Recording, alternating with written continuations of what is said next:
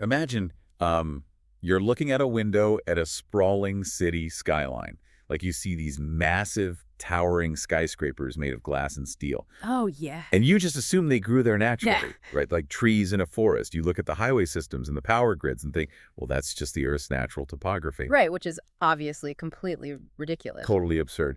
But what if I told you that we do the exact same thing every single day with our economy? Yeah, it is a profound cognitive blind spot.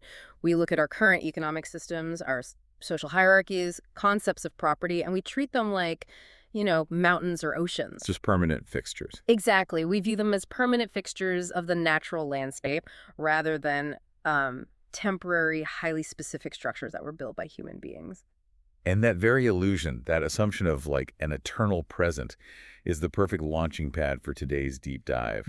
We are unpacking a massive stack of sources today from the Marx and Engels collected works. It is a dense stack for sure. Oh, it really is. Now, before we jump in, we need to put on our historical detector hats. We are dealing with highly charged, deeply influential political texts here. So our goal today is not to take a political side, nor are we endorsing these viewpoints. Right. Not left-wing, right-wing, or otherwise. Exactly. Our mission is strictly analytical. We are impartially exploring the specific intellectual warfare that Karl Marx and Friedrich Engels waged on the page back in the 19th century. And, warfare really is the right word for it, because what we're looking at today is this fascinating two-front intellectual battle. Yeah. When Marx and Engels were developing their theories, they weren't just fighting the establishment, they were simultaneously waging this relentless campaign against their fellow leftists. The way they fought this two-front war is just incredible. On one side, you have the establishment, right? The bourgeois economists who are defending the capitalist status quo. On the other side, you have the utopian socialists. These visionaries trying to dream up a better world. To put it in perspective, it's kind of as if Marx and Engels walked into a room where these two groups are arguing over how to arrange the furniture and decorate a house. Right. And they look at both of them and shout, like, the house is actually on fire. Stop arguing about interior design. Exactly. Stop arguing about the curtains. And start studying the actual physics of combustion. That analogy captures their frustration perfectly, I think. To them, both sides were fundamentally missing the underlying material mechanics of reality. So where do we start? Well, to understand what they were fighting against, we have to start with that first front. Their critique of the establishment, the classical and bourgeois economists. Right, and we are talking about giants of economic thought here. People like Adam Smith, David Ricardo, Thomas Malthus. The absolute architects of modern economic theory. Yeah, and reading through these sources, Marx and Engels clearly respected their intellect, especially Smith and Ricardo, who made huge strides in analyzing value and labor. Oh, absolutely. They read them very closely. But despite that respect, they saw a fatal theoretical error at the heart of their work. They did, and that error, well, it goes right back to your opening thought about skyscrapers growing like trees. Marx and Engels argued that economists like Smith and Ricardo treated the specific, historically temporary structures of capitalism as if they were eternal. Yes, as if they were eternal, unchangeable laws of nature. They looked at things like wage labor, private ownership of the means of production, the laws of market competition, and they framed them as universal absolutes. I know there's a specific, very sarcastic comparison Marx uses in the text to describe this. How exactly did he frame their mindset? Oh, it's classic Marx. He says that the bourgeois economists treat economic systems exactly the same way theologians treat religion. Okay, unpack that a little. So, to a theologian, every religion that is not their own is like an artificial invention of men. But their own religion is a direct emanation from God. Oh, wow. So they look backward at feudalism, right, with its lords and serfs and kings, and they say, oh, that was an artificial system. Right, a temporary stage of history. But when they look at their own system, capitalism, they suddenly declare that history has stopped. Exactly. To quote the text directly, Marx says they act as if there has been history, but there is no longer any. That is quite the line. It is. They take the relations of bourgeois production and elevate them to the status of natural laws, completely independent of time. I have to push back a little here, though. Just looking at it objectively. Isn't it just human nature for any era to think they've reached the pinnacle of human development? I mean, the Romans thought they were the end of history, too. Sure. Yeah, it's a very human bias. So why were Marx and Engels so specifically furious at this? When you read what they wrote about Thomas Malthus, for example, The vitriol is off the charts. Oh, they despised him. Yeah. They didn't just disagree with him. They hated his theories. Why such intense anger over what is basically an academic blind spot? Because it wasn't just an academic mistake, you know. This eternal framing was a massive apologetic tool. It was actively being used to justify immense human misery. How so? Well, think about it. If you claim that the rules of capitalism are the eternal rules of nature, then the poverty, the starvation, all the suffering created by capitalism is just... Nature's fault. Exactly. You completely wash your hands of it. Malthus is the perfect example of this. Walk me through Malthus. What exactly was he arguing that set them off so intensely? So Malthus is famous for his theory of population. He argued that human population will always naturally outgrow the food supply. Okay. And he used this very specific mathematical logic. He claimed that food production can only increase arithmetically, meaning you just add to it step by step, like 1, 2, 3, 4, 5. If you clear a new field, you get a little more crop. Right. But human population, he argued, increases geometrically. 2, 4, 8, 16, 32. So the math is fundamentally rigged against us. The humans will always multiply faster than the wheat. Precisely. And therefore, Malthus concluded, poverty, starvation, and misery are inevitable, inescapable laws of nature. You literally cannot feed everyone. Wow. And the sources show Engels calling this a barbarous theory. I think he also calls it a system of despair. Yes. Because, I mean, if you're a 19th century factory owner, Malthus is the best thing that ever happened to you. Oh, it was a total gift to the ruling class. He provided a highly convenient pseudo-scientific excuse for the horrors of the Industrial Revolution. Right. It's not my fault the workers are starving. It's math. Exactly. By blaming poverty on the biological nature of human reproduction rather than the economic system of wealth distribution, Malthus gave them a free pass. That makes total sense. Engels argued this theory was used to excuse what he called the modern slavery of the factory system. If starvation is just a biological law, then you don't need to fix the horrific conditions of the working class. You just shrug and say, well, that's biology. We can't intervene. Don't blame us for the slums. Blame gravity. Yeah. So by framing historically specific economic conditions as eternal natural laws, these economists were basically putting a divine stamp of approval on exploitation. They were turning a temporary, man-made reality into an inescapable prison. They took a photograph of a society in motion, froze it, and called it the end of time. Okay, so if the establishment's defense was to claim history had stopped, surely Marx and Engels sided with the leftists trying to restart it, right? You would think so. You really would think they'd align totally with the other side of the room. The socialists who looked at the poverty of the 19th century and said, this is wrong, we need to fix it. But they didn't. No, they launched a ruthless takedown of what they call the utopian socialists. In some ways, I think they viewed the utopians as even more frustrating, because they felt these thinkers were leading the working class down a complete dead-end street. Who are we talking about here? We're talking about figures like Robert Owen in England and Charles Fourier and Etienne Cabet in France. And we should note, Marx and Engels did have genuine respect for the early founders of these movements. Oh, absolutely. They acknowledged that when these thinkers first started writing, capitalism was still young. Right. The massive industrial class struggle wasn't fully developed yet. Yeah, and they provided some really valuable early criticisms of society. True, but they completely rejected their methodology. Yeah. Like, completely. The utopian socialists believed that society could be fixed by appealing to abstract moral ideals. Yes. They thought if you just explained to people, especially rich and powerful people, how unjust society was and showed them a perfectly designed, rational alternative, everyone would voluntarily agree to change. Just please look at my logic and give up your wealth. Right. They constantly appealed to eternal justice, to universal brotherhood, and to pure reason. Let me give you an analogy for how this reads in the sources. It feels like Marx and Engels are watching someone trying to fix a completely blown smoking car engine. Okay.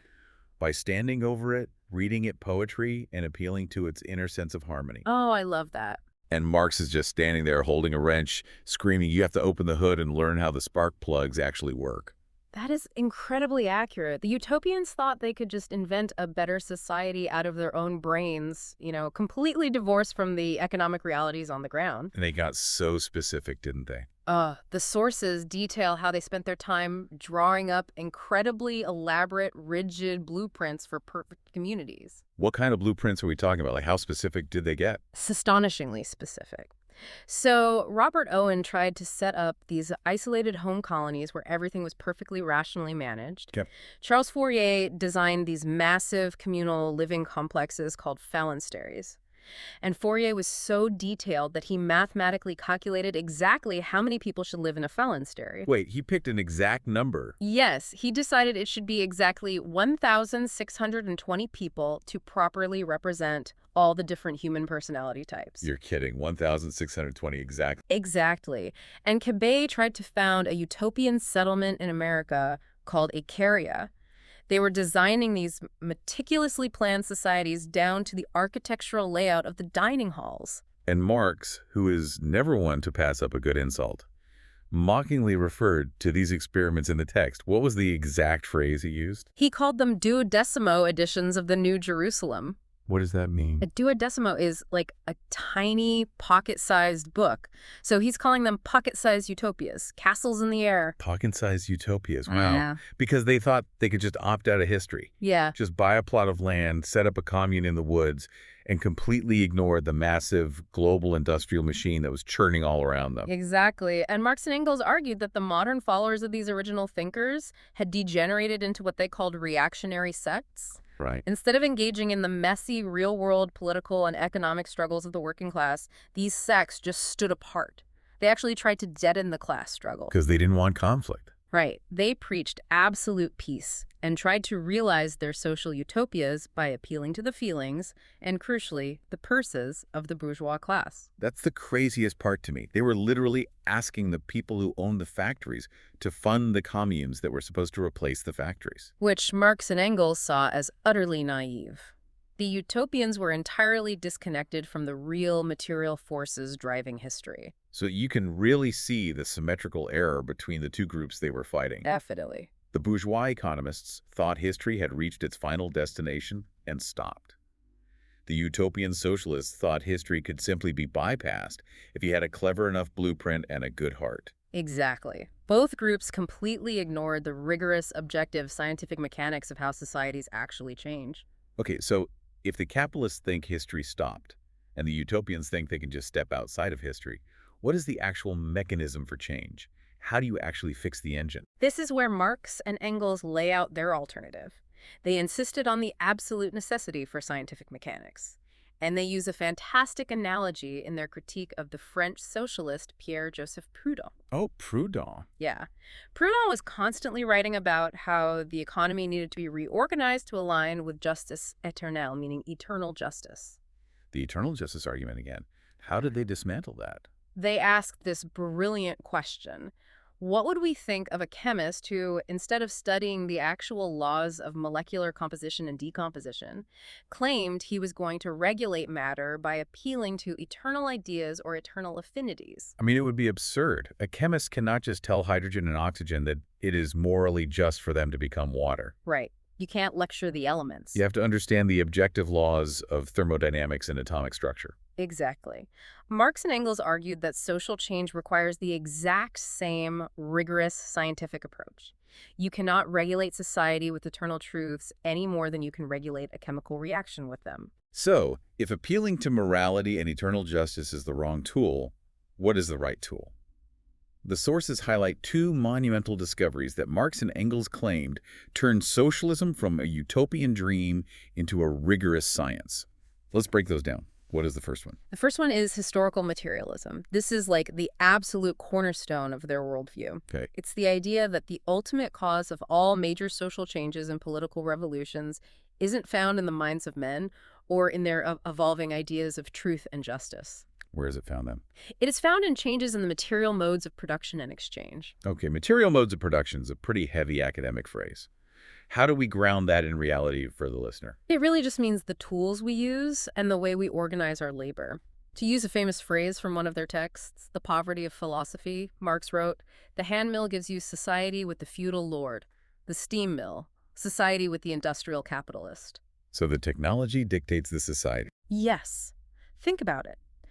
If your society survives using scattered, hand-powered agricultural tools, That specific physical reality naturally produces a society organized around landowners and peasants. Which is feudalism. Feudalism, exactly. But once you invent the steam engine and build massive factories, that old social order simply cannot contain the new technology. It outgrows it. Right. The steam mill requires concentrated labor, massive supply chains, complex financing. The new tools literally rewire the social classes, the laws, and the political systems to fit the new reality. So you can't just think up a new society. The material conditions for that society have to be gestating within the old one. You nailed it. That makes sense for the grand sweep of history, moving from feudalism to capitalism. But what about the day-to-day reality on the factory floor? If that's the big picture, how do they scientifically explain the actual wealth gap happening right in front of them without just calling it unjust? Well, that brings us to their second monumental discovery, Which is the theory of surplus value. This was Marx's revelation of the specific, hidden secret of capitalist production. okay, explain the secret. So the Utopians just looked at a rich factory owner and a poor worker and said, this is unfair, the owner is greedy. But Marx wanted to know the exact mathematical mechanism of how the wealth was generated. Break down the math for me. How does surplus value actually work? Sure. Imagine a worker in a shoe factory. Under capitalism, the worker does not sell the shoes they make. They sell their labor power. Meaning their time. Right, their capacity to work for a set amount of time. Now, the capitalist pays the worker a wage. Let's say that wage is just enough for the worker to buy food, pay rent, and survive to come back to work the next day. A living wage, essentially. Exactly. Now, let's say it takes the worker exactly 4 hours of labor to generate enough value to match that daily wage. In those 4 hours, they have produced enough shoes to cover their own cost of living. If they stopped working right then, it would be an even exchange. But they don't stop working. Right, they don't. The capitalists bought their labor power for the whole day, so the worker stays on the line for 12 hours. Ah, so those extra 8 hours. Are pure unpaid labor. The worker is generating value, but the capitalist is keeping all of it. Wow. That appropriated unpaid labor is what Marx called surplus value. It is the exact molecular mechanism, to go back to the chemist analogy, that generates profit and drives the entire system of capital accumulation. So it has nothing to do with greed or a lack of morals. Not at all. It is the mathematical requirement of the system itself. Wait, I have to push back here, though. This sounds incredibly deterministic. How so? Well, if history is just driven by the evolution of steam mills and the cold math of surplus value, and if human ideas of justice don't drive history, then where does human agency come in? Did Marx and Engels just view humans as meat gears in a giant economic machine? That is a very common critique, and, it's a fair question, but it misses a crucial nuance in their philosophy, which is the unity of theory and practice. Unpack that unity for me. They firmly believe that humans do make their own history, but, and this is the key, they do not make it under circumstances they choose. Right. They make it under circumstances directly encountered, given, and inherited from the past. So you absolutely have free will, but you can only play the hand you were dealt by the economic epoch you're born into. Exactly. You cannot build a spaceship with a handmill, and you cannot build a modern democracy in a society of feudal serfs. And this is exactly why they despise the utopian approach. Because it ignored the hand they were dealt. Yes. Once you scientifically understand the mechanics of history and class struggle, you don't retreat into the woods to build a peaceful little pocket-sized utopia. Because that is just running away from the engine. Right. You look at the real material forces in front of you. Right. Marx and Engels believed their scientific analysis proved that the mechanics of capitalism were inevitably creating a massive, organized, interconnected working class, the proletariat. Therefore, the task wasn't to dream up a utopia. The task was to actively organize that working class for a fundamental political transformation of society based on the real conditions that already existed.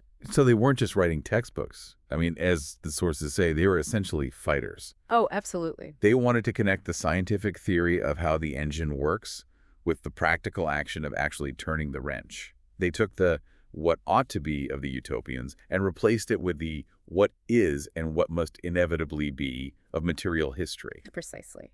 They believed that once the working class understood the actual mechanics of surplus value, they wouldn't need to appeal to the eternal justice of the factory owners. They would have the scientific leverage to change the system themselves. Let's pull all these threads together because we have explored a massive intellectual battleground today. We really have. On one flank, we saw Marx and Engels demolish the bourgeois economists, the Smiths, the Ricardos, and Right. especially Malthus. Right, for suffering from the illusion of the eternal present. Yes, for looking at the specific temporary rules of capitalism and declaring them the permanent laws of nature, effectively using pseudoscience to justify immense suffering. And on the other flank, we saw them dismantle the utopian socialists. The dreamers. The dreamers. They rejected the idea that you could bypass the messy material reality of history by simply appealing to morality, eternal justice, or, building isolated, mathematically perfect communal experiments in the woods. So to change the world, Yeah. you cannot assume history has stopped. And you cannot assume you can just skip over it. No. You have to understand the cold, hard, scientific mechanics of material reality. You have to know how the machine actually works. Which brings us right back to that cognitive blind spot we started with. The danger of assuming the present is permanent. Right. And that leaves us with a final provocative thought for you to take away from this deep dive. Look at your own modern life. Look at the way you work, the way we buy things, the way our cities are zoned, the way our digital lives are monetized. It's everywhere. It is. What economic or social structures today do you accept as eternal, unchangeable laws of nature? If someone from 200 years in the future looked back at us, right now, would they see those laws as absolute, unshakable truths? Or would they just see the temporary rules of a game we didn't even realize we were playing? It really makes you wonder if we're still just sitting in a burning house, arguing over the color of the curtains. It really does. Thank you for joining us on this deep dive. Keep questioning the mechanics.